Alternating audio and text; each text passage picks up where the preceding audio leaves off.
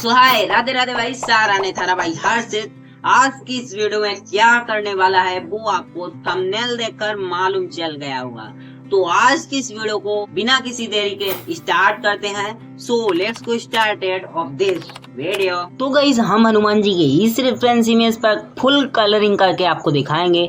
अगर गाइस आपने इससे पहले का आउटलाइन ड्रा वाला वीडियो नहीं देखा है और फेस कलरिंग वाला वीडियो नहीं देखा है तो डिस्क्रिप्शन बॉक्स में मैं उन वीडियोस का लिंक दे दूंगा, वहां पर जाकर देख लेना और ऊपर आई बटन पर भी उस वीडियो का लिंक लगा दूंगा। तो गाइस मैं किस तरह से कलरिंग करूं आप अच्छे से एब्जॉर्ब करना। आई होप कि आपको सारा कुछ समझ आ जाएगा। एंड गाइस कुछ भी प्रॉब्लम हो तो कमेंट बॉक्स में बता सकते हैं। एंड गाइस अब आप इस वीडियो को एंजॉय कीजिए, एंजॉय दिस वीडियो। और हाँ गाइस इस वीडियो में 10 लाइक्स का टारगेट कंप्लीट कर देना। आई होप कि आप कंप्लीट कर देंगे।